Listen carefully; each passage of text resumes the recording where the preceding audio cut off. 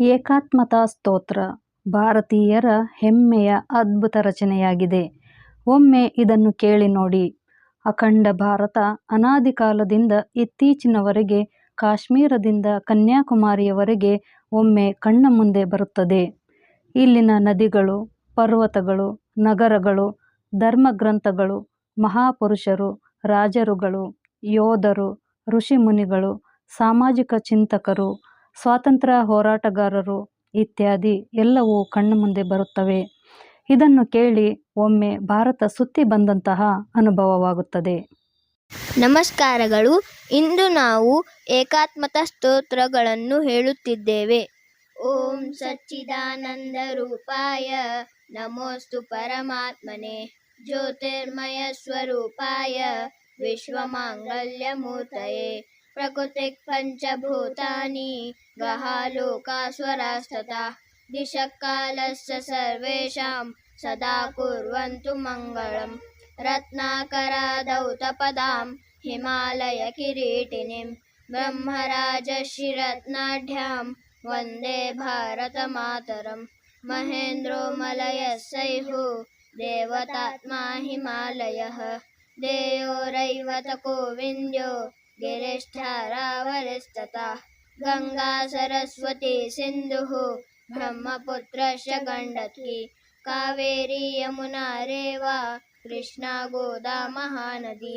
ಅಯೋಧ್ಯಾ ಮಥುರಾ ಮಾಯಾ ಕಾಶಿ ಕಾಂಚಿ ಅವಂತಿಕಾ ವೈಶಾಲಿಕ್ ದ್ವಾರಿಕಾ ದೇಯಾ ಪುರಿ ತಕ್ಷಶಿಲಾ ಗಯಾ ಪ್ರಯಾಗಂ ಪಾಟಲಿ ಪುತ್ರಂ ವಿಜಯ ನಗರಂ ಮಹಾನ್.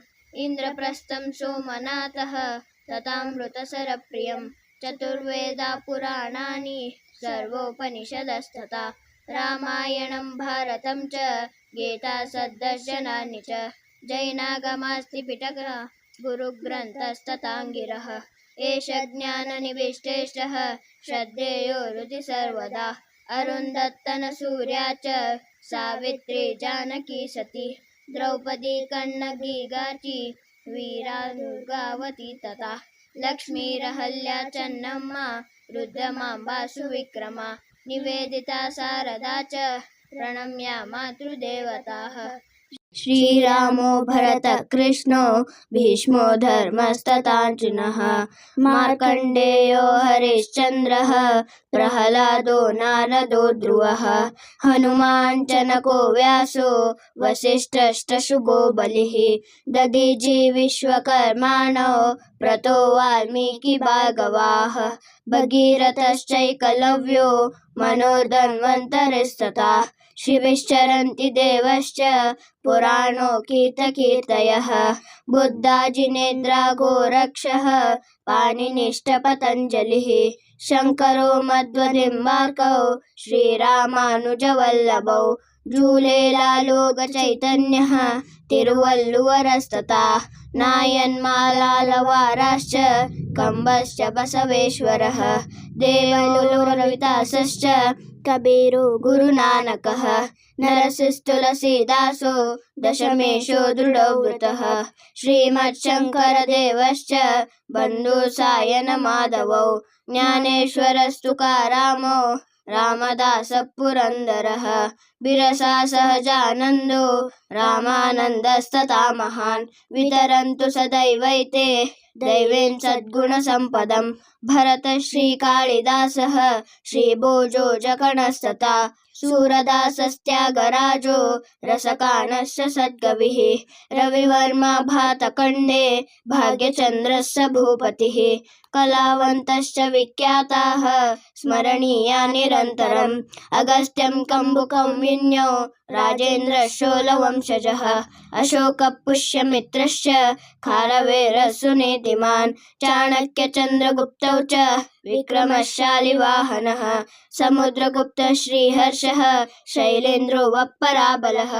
लाचित भास्कर वर्मा च यशोधर्मा च भुवनचित् श्री कृष्ण देवरायश्च ललितादित्य उद्बलः मुसुनूरी नायकौ तौ प्रताप शिव भूपतिः रणजित् सिंह इत्येते वीरा विख्यात विक्रमाः वैज्ञानिकाश्च कपियः कणादश्रुश्रुतस्तथा चरको भास्कराचार्यो वराहहिमिरस्तुतेः नागार्जुनो भरद्वाज आर्यभट्टो वसुर्बुधः देयो वेङ्कटरामश्च विज्ञारामानुजादयः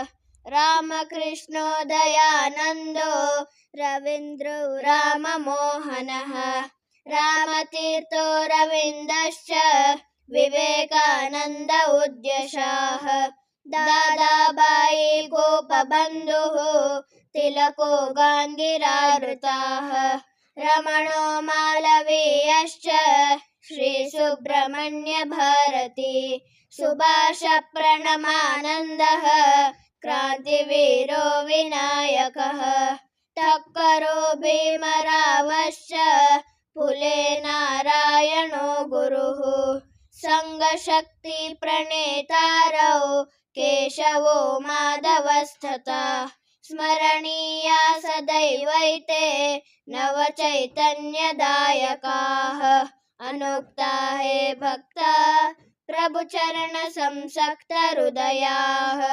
अनिर्दिष्टा वीरा अधिसमरमुद्वस्तरिपमः समाजोदक्तारः सुनीतकर विज्ञान निपुणाः नमस्तेभ्यो भूयात् सकल सुजनेभ्यः प्रतिदिनम् इदमेकात्मका स्तोत्रम् श्रद्धया यः सदा पठेत् स राष्ट्रधर्मनिष्ठावान् अखण्डं भारतं स्मरेत् भारत माता की जय ಧನ್ಯವಾದಗಳು।